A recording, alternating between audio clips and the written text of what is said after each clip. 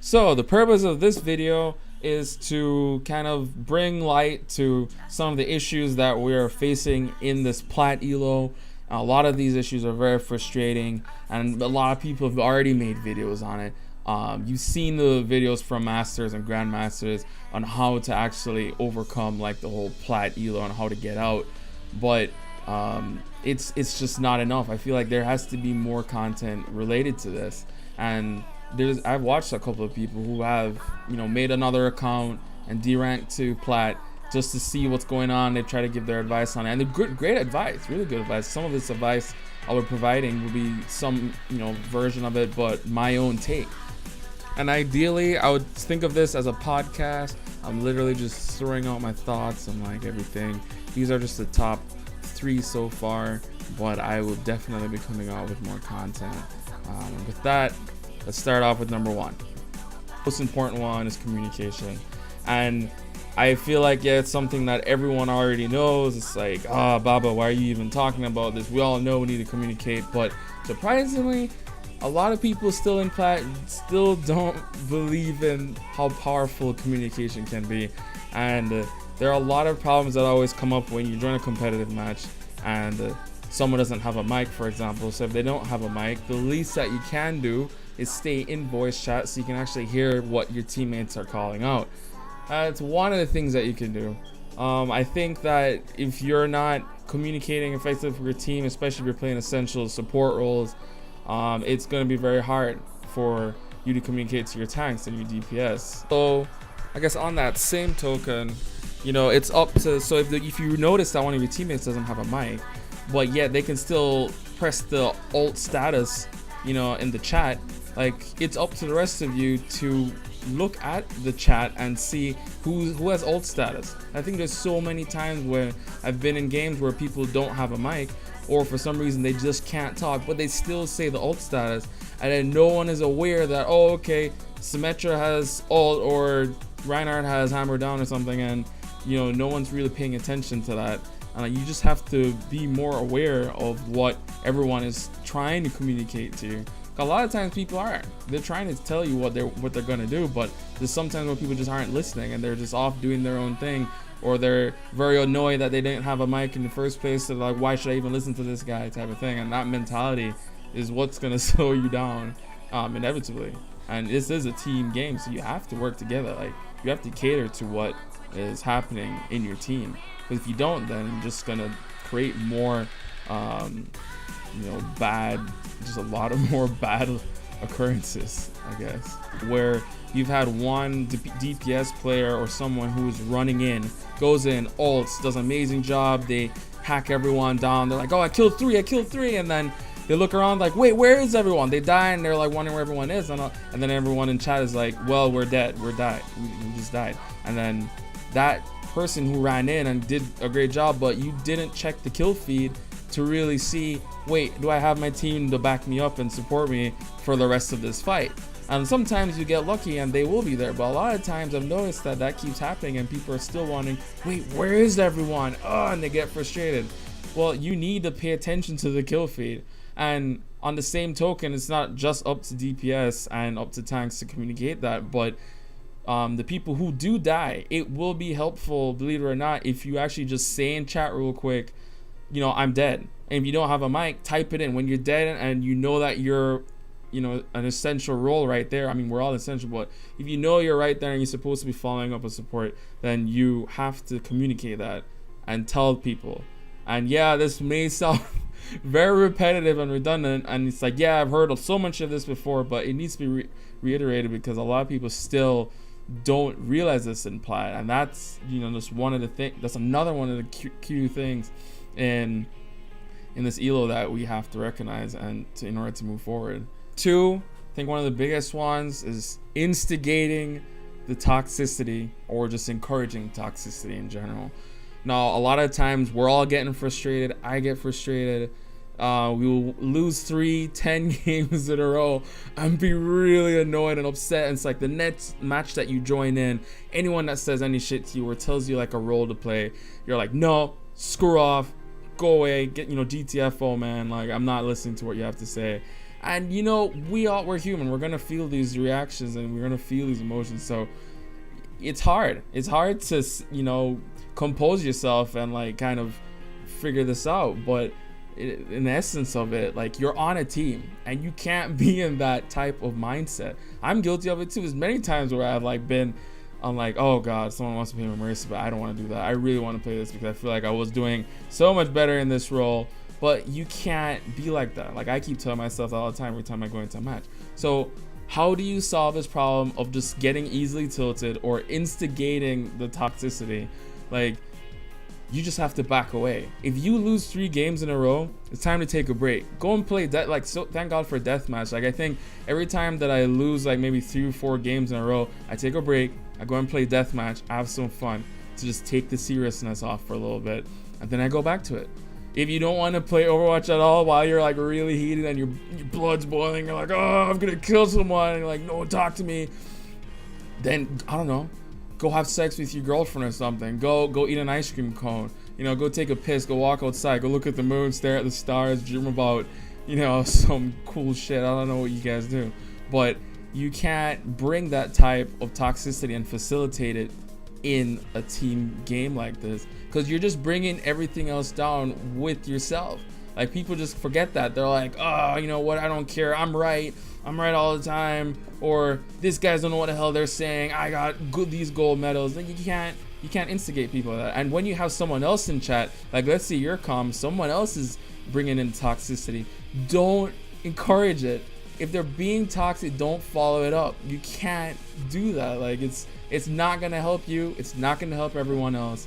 What I've learned to do when I hear of toxic people in the chat, you know, if they don't want to talk to us and they're just talking shit, I just tell, I was like, everyone, listen up. Like, it's all good.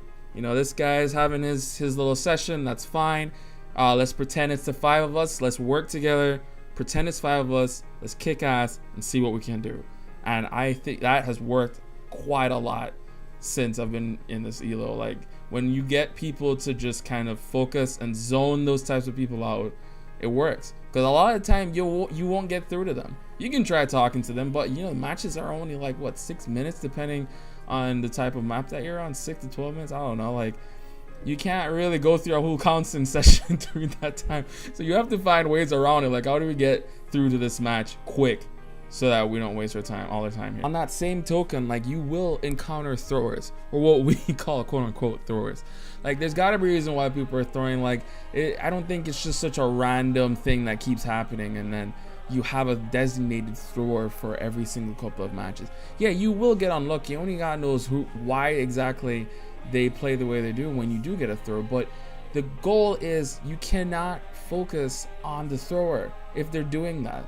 I've been in too many matches where one person will throw and everyone is concentrating on that one guy. Like, oh god, this would be so much better if the stupid Symmetra just switched and wasn't doing crap, or if the Hanzo was doing better. Like, why do we have to have this thrower? Like, we've lost so many matches because people get frustrated, and it's understanding that you have a thrower and it's hard to work as a team when that happens, but you have to just eliminate it, because regardless, they will do some amount of damage.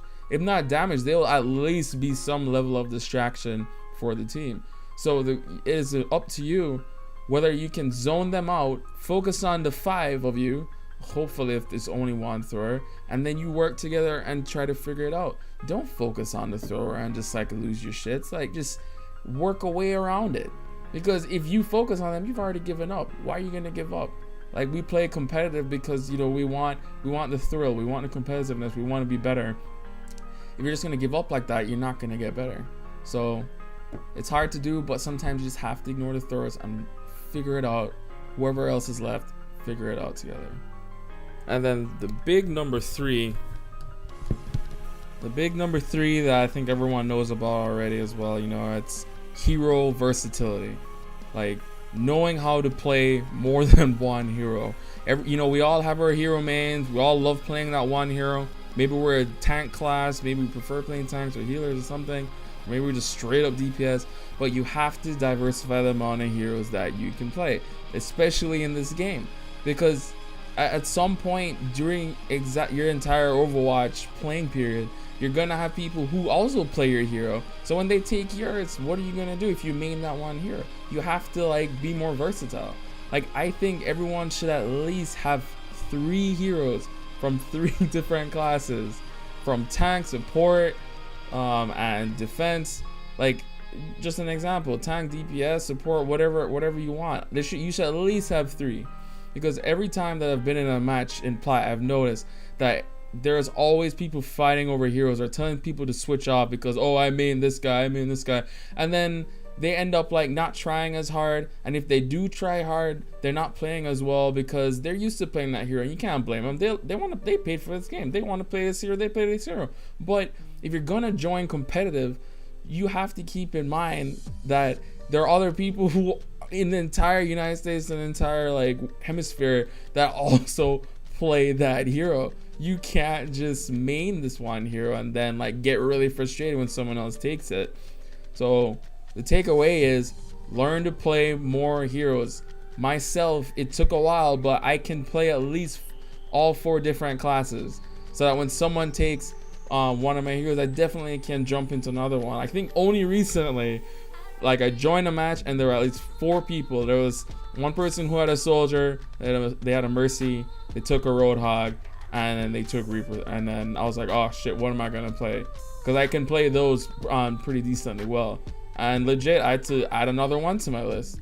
So you just have to be more versatile with your picks. Like, that's one of the biggest problems in this elo, is like people are very adamant on playing one specific hero. You could be approaching the gate and we need a shield, or we need something to mitigate the damage, and no one wants to switch. And they're like, oh, I have ult, my ult stat's coming up. So we're like, all right, do you ult, and then you switch, and then we do the ult, and then we wait another minute, and then they're like, oh, I have ult again, and then we're like, wait, I thought you were gonna switch. Like, we're not telling you that you're bad. Like, when people say like, yo dude, let's switch, let's see if we can like push through this, like, we're not trying to say that you're terrible, or we're not trying to say that, oh, you'll be better off playing something else. We just need that for this initial push. Like, a lot of the times, like, what I've told people is that, all right, yo, we get through, you switch, we get through this push, you can go back to McCree, you can go back to Pharaoh. It doesn't really matter, like, because they might just switch to counter you. So if you switch back to that person, then, you know, it'll be fine, it'll work out. And then if they don't, then we'll figure out a way how to counter that again. And then that's the other thing. And then most importantly, people have to talk more. Like, if you notice that someone else is playing a hero that is probably more hours logged in than you, I get, you know, it's not always great to be telling someone like, oh, let me hop on this because, you know, I have way more hours than you, my percent win rate is this much. You know, you could ask, but, you know, ask politely. Like, it is so easy to tilt people nowadays by saying, oh, I have way more hours, my percentage rate is higher, I'm better than you. That's basically what you're saying to them. Don't say like that. Just ask them, yo, do you mind if I play this? Just simple, do you mind if I play it? That's it. And they may just give you the hero that you main. Because, you know, in this team game, we have to cater to each other. Like, we can't just all be, you know, vicious and being like, no, this is my hero, I'm the only one who plays it, no one touch me. Nah, let's help each other out. We're all trying to climb the ladder. Let's just help each other out. Learn to play more heroes, right? Okay, so I hope you guys enjoyed the video. Originally, I wanted to do 10 reasons, because there are way more reasons and a lot more specific examples why we're all stuck in this elo. I think what I'll have to do is add more videos on the rest of the reasons why and how we're going to come up with solutions of fixing these reasons. So stay tuned. I guess in the next video, I'll be adding more content to get us out of this elo. It can be done. Do not lose hope. It's you know, there are people out there who have done it. It's not impossible. And yes, I'm still in Plat. For the past 4 seasons, I hit diamond and I fall back in. I hit diamond, I fall back in. But now I'm definitely understanding a lot more how exactly to go about getting out of it. And as I'm figuring it out, I'm just hoping that this content will help everyone else, and then we can all get out, and one day there'll be like no Plat players at all. There'll probably still be Plat players, but cross your fingers, right? Anyway, so I'll see you guys in the next video. Hope you have a great day. I'm out.